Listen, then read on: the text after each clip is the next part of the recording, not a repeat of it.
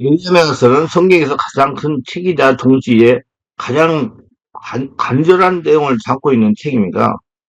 예레미야는 그 활동 기간 내내 우울한 메시지를 전해냈습니다. 슬퍼하는 마음이 그래서 자주 나타나기 때문에 그를 눈물의 선지자로 불립니다. 예레미야가 유다의 죄를 지적했기 때문에 늘 그의 신변의 위협을 느꼈습니다. 요시아 이후에 유다의 왕들은 하나같이 하나님 앞에서 패역했습니다. 심지어 어떤 왕 요아김은 기록된 하나님의 말씀을 찍고 불태우까지 했습니다. 하나님의 선지자를 핍박했습니다. 이때 예레미야도 매맞고 결박당했으며 불 속에 갇히거나 우물 속에 던져졌습니다. 그러나 핍박은 도리어 그를 강하게 만들었습니다. 예레미야가 핍박당하면 그가 바빌론에게 항복하면 내 생명이 살겠고 성이 불타지 않을 것이니 항복하지 않으면 갈대아인들이 이 성을 불사할 것이다. 유다는 그들의 손에서 벗어나지 못할 것이다. 이렇게 예언했기 때문이다. 이는 국수주의자들의 눈에 비친 예레미야는 매국노처럼 보였기 때문입니다. 위기의 순간에 온 국민이 연합하고 반길에 외세를 몰아내는 것에 순리인데 예레미야는 그 반대로 이야기했습니다. 그래서 믿음을 받았고 조롱을 당했습니다. 하지만 예레미야 선지자의 메시지가 맞았습니다. 옳았습니다. 백성들이 하나님께로 돌아와야 할 시간이 지났기 때문에 하나님은 유다로 버리시고 저성이기 때문입니다. 이런 국가적인 혼란기에도 유다와 예루살렘에서 활동하는 제사장들과 선지자들은 하나같이 거짓 선지자들, 탐욕스러운 제사장들 뿐이었습니다. 그는 결국 유다가 멸망할 때까지 자신들의 기득권을 선택해 챙겼습니다. 오늘의 기온 말씀은 천지자 예레미야가 예루살렘에 있는 이같이 편지를 유관하셔야 돼. 예루살렘에 바벨로 끌고 간 포로 중 남아있는 장로들과 제사장들과 선지자들과 모든 백성에게 보냈는데 그때는 여고니아와 왕과 궁중 대치들과 유다의 예루살렘의 고관들과 기능과 소공들이 예루살렘에 떠난 후입니다. 즉 1차 공격받고 패망하여 왕족들과 기능공들이 바벨론으로 끌려간 직후에 그곳에 간 유대인들에게 보낸 예레미야 선지자의 편지입니다. 나라가 전쟁에 패하니 풍벽산이 난 상황입니다. 한마디로 절벽세대가 만든 것입니다. 왕조와 귀족이 끌려가 정치가 혼란에 빠졌고 기능공들이 끌려가 산업이 붕괴하게 되었습니다. 전쟁의 소용돌이 가운데 빠져 가족이 뿔뿔이 흩어졌고 사회 기반이 무너져 백성들의 목걸이가 막막해졌습니다. 백성들은 혼란에 빠졌어요. 여호와의 하나님께서 어떻게 우리에게 이런 일을 당하게 하시는가? 바벨론은 유다에서 잡혀간 포로를 집단으로 수용하여 그들만의 집단 생활을 하도록 정책을 폈습니다. 안옥하게 끌려간 포로들은 자신의 신세를 한탄할 뿐만 아니라 고국에 어떻게 하든지 하루빨리 돌아갈 궁리를 하였을 것입니다. 이러한 때 하나님의 말씀이 선지자 예레미야를 통해서 포로로 끌려간 사람들에게 전달되었습니다. 예레미야 29장 4절로 7절입니다. 만군의 여호와 이스라엘 하나님께서 예루살렘과 바벨론 사로잡혀가 한 모든 포로에게 이같이 말씀하시니라. 너희는 집을 짓고 거기에 살며 텃밭을 만들고 그 일을 먹여라. 아내를 맞아야 자녀를 낳으며 너희 아들이 아내를 맞아야 너희 딸이 남편을 맞아 그들로 자녀를 낳게 하며 너희가 거기에서 번성하고 줄어들지 아니하리 하라. 너희는 내가 사로잡히게 하는 그 성읍의 평안을 구하고 그를 위하여 여호와께 기도하라. 이는 그 성읍이 평안함으로 너희도 평안할 것입니다. 예레미야 시대는 바벨론 포로로 끌려가는 사람들이 오히려 극히 좋은 무화과 같은 아주 좋은 인생이었습니다. 바벨론의 병사들에게 끌려가지 않고 거기에 남아있는 이들과 애굽으로 피신한 이들은 극히 나쁜 무화과 같은 몹시 나쁜 인생입니다. 그를 향해서 하나님 말씀하세요. 내가 칼과 기둥을 연병으로 그들을 따르게 하여 그들을 세계 열방주에 흩어 학대를 당하게 할 것이며 내가 쫓아보낸 그 모든 곳에서 그들을 수치자 조롱을 당하고 비웃음과 조절을 받게 될 것이다. 얼마나 기가 막힌 말씀입니까? 하나님께서 그들이 가는 곳마다 따라다니며 심판하시겠다는 겁니다. 칼을 피하는 기근이 찾아오고 풀을 뿌리를 먹고 간신히 기기되어 살아남는다 해도 연봉이 들어닥친다는 겁니다. 이런 상황에서 살아남을 자가 누가 있겠습니까? 하나님께서 철저히 진멸하시겠다는 무서운 말씀입니다. 반면에 포로로 끌려가는 이들은 지금 비참한 것 같아도 하나님 구하시겠다고 하십니다. 그를 불쌍히 여기시고 바빌에서 돌아와 주시겠다고 하십니다. 그리고 돌봐주시겠다고 하십니다. 그리고 하나님께서 때가 되면 다시 가나안으로 되돌아오게 해주시겠다고 하십니다. 뿐만 아니라 그들에게 하나님을 알아보는 마음을 주시고 하나님의 백성이 되게 해주시며 그들의 하나님에 대해서 관계를 회복해 주시겠다고 하십니다. 비록 바벨론에 살지만 하나님과 관계가 회복되면 그곳에 천국이 되는 것입니다. 그래서 첫째로 후손들에게 복이 되는 거예요. 여호와께서 이와 같이 말씀하시다. 바벨론에서 70년이 차면 내가 너희를 돌보고 나의 선한 말을 너희에게 성취하여 너희를 이곳으로 돌아오게 하리라. 예레미야 29장 10절. 하나님은 포로로 끌려간 유대인들에게 예레미야를 통해 말씀하시기를 바벨론에서 70년이 차면 내가 너희를 돌보고 나의 선한 말을 너희에게 성취하여 너희를 이곳으로 되돌아오게 하리라 하셨습니다. 70년이 차면 돌아오게 하겠다는 말씀을 들은 이들은 가장 먼저 무슨 생각이 들었을까요? 그들에게 70년도 기다렸을 것입니다. 포로로 끌려와 강제 노역에 시달리는 그들에게 하루가 빨리 포로 생활을 끝내고 돌아가고 싶은 마음뿐이었을 겁니다. 근데 70년이라니 그렇다면 내가 살아서 돌아가기는 다 틀렸네 하는 생각이 절망으로 또 밀려온 사람도 있었을 것입니다.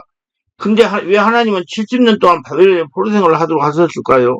아마도 단기간의 징계는 너무나 빨리 있게 되고 다시 예전의 노예로 돌아가게 얘기했기 때문에 추정이 됩니다. 그래도 70년 너무 길지 않습니까? 아마도 하나님께서는 이스라엘 백성들에게 조급함을 버리고 길게 보라고 말씀하시고 싶었던 것 같습니다. 비록 내가 생전에 거꾸로 돌아가 이를테면 도시와 성도를 제거 이전의 영광을 보기 어렵겠지만 내 자녀, 내 손자, 제 모든 것이 다 회복되어 그들이 참된 믿음을 물려받아 내가 약속한 축복을 누리게 된다면 그것을 갇혀 있는 것이 그게 아니겠느냐?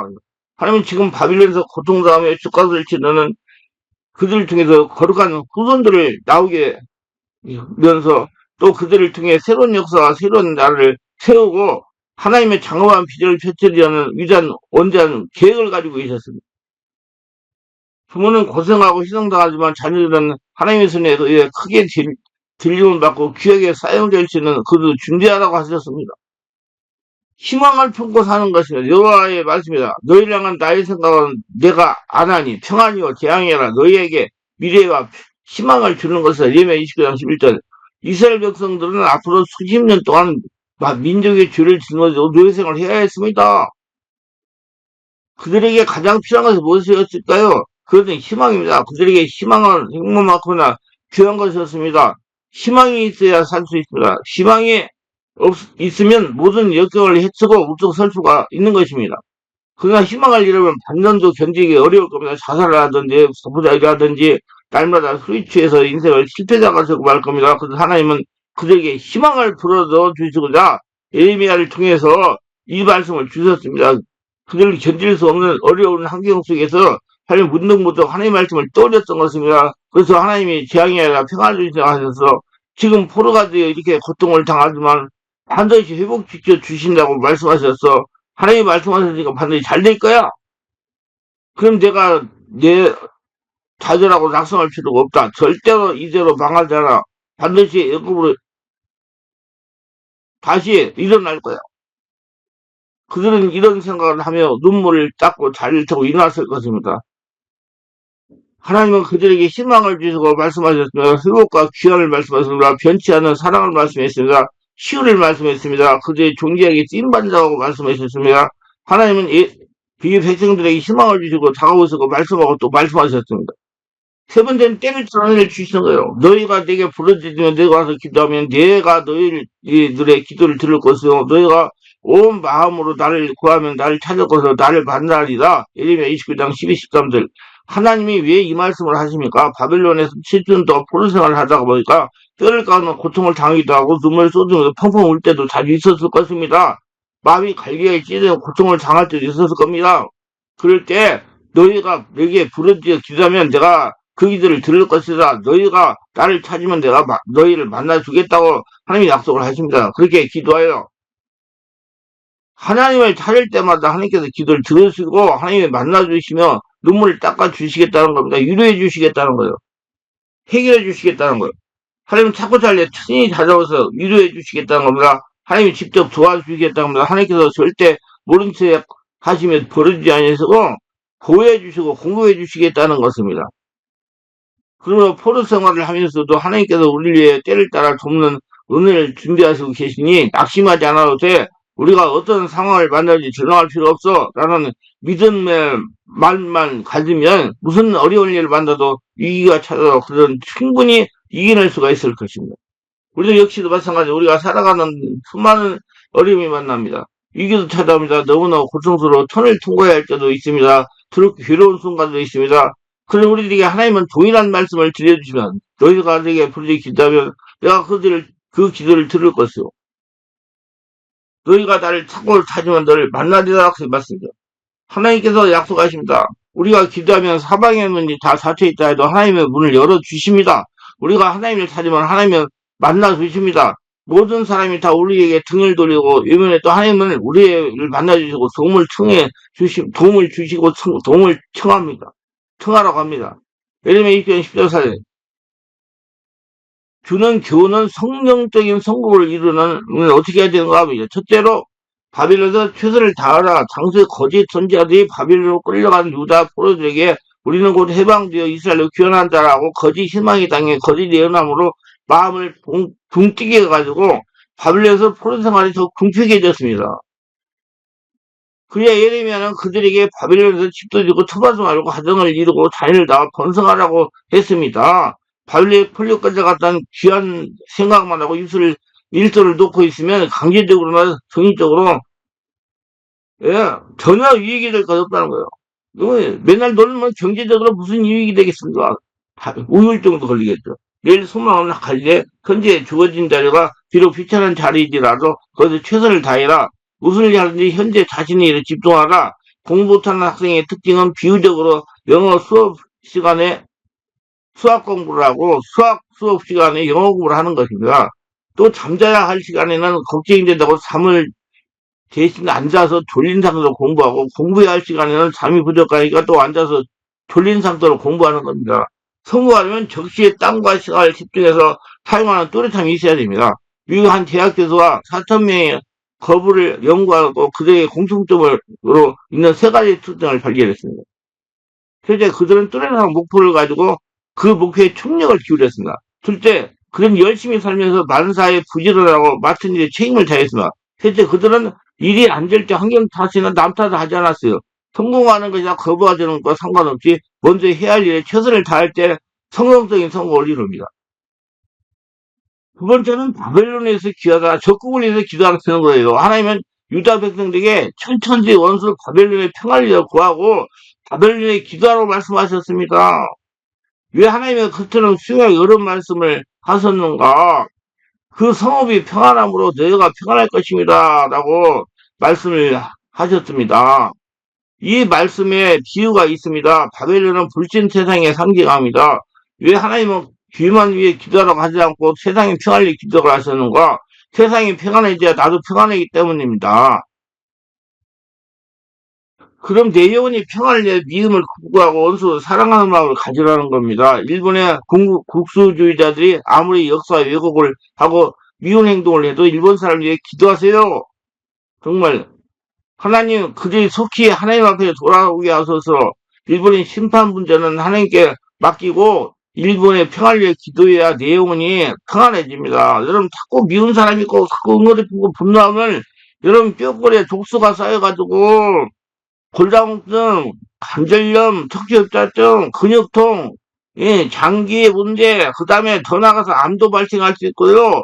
그 다음에 더 나가가지고요, 치매도 올 수가 있어요. 그러니까, 여러분, 자꾸 응어리 품주하라고 기도하세요. 내 마음이 편안해지도록.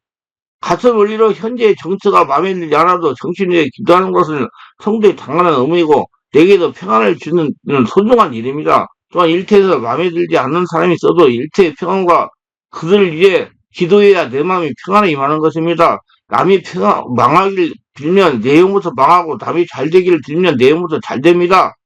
이게 법칙이에요. 예. 하만과 모르드게라는 얘기가 있어요. 모르드게는 에스겔의 사촌 오빠입니다. 하만은 그 나라의 국무총리예요. 모르드게를 죽이려고 전제를 만들어서 30m 정도 장들을 박아놓고 거기다가 모르드기를 달아 죽이려고 그랬는데 아기 하만이 달아서 죽었어요. 그러니까 여러분, 내가 남을 위해서 기도하세요. 내가 잘 되는 것입니다. 내가 상처를 주고 나를 반대하고 속상하게 했던 사람의 위에 기도해가 축복하세요. 이것이 하나님의 뜻이고 내용을 위한 길입니다. 때론 반대자가 나의 선한 일도 막아도 결코 의기소침하지 말고 그를 위해 기도해 축복해 주세요. 하나님의 정의와 심판을 믿고 마음을 넉넉히 먹으면 원수도 용서할 수 있습니다. 반대자를 위해 축복 기도를 하면 곧 의기소침한 마음이 사라지고 나부터 복의 문이 열립니다. 그래서 말씀해 주세요. 남 묻으려고 구덩이 팠는데 무덤 팠는데 자기가 묻혔다고. 우리나라 돌아가는 거 보면 잘 아실 것입니다. 그래서 거짓 선자를 멸자라. 당시 바벨론에 있던 거짓 선자들과 점쟁이들은 대부분 곧 바벨론이 멸망의 포로생활에서 해방된다고 예언했고 일부 유다 사람들은 자신의 꿈을 내세워 바벨론에서 떠날 것이라는 허황된 얘기로 사람들의 마음을 붕뜨게 했습니다. 그런 거짓된 예언과 정과 꿈을 믿고 잠시 희망을 가져도 거짓된 희망은 현실감을 떨어뜨려서 오히려 사람을 무능하게 만듭니다. 하나님은 회복과 성공의 날을 정확하게 알려고 하기보다 그때까지 현재의 처소에서 최선을 다하기로 합니다. 그러므로 거짓된 정과 꿈을 앞세우는 사람에게 미혹되지 말아야 됩니다. 현재인들은 과학적인 것 같지만 삶이 빠르고 다양하게 변해서 불확실성의 시대를 살다 보니 여전히 몰상식과 거짓에 잘 속는 경향이 있습니다. 이런 경향을 틈탄 이단 교주는 하나님의 뜻과 인류가 이름을 내서 사람을 미혹합니다. 십계명의 세 번째 계명은 하나님의 이름을 망령되이 부르지 말라는 것입니다.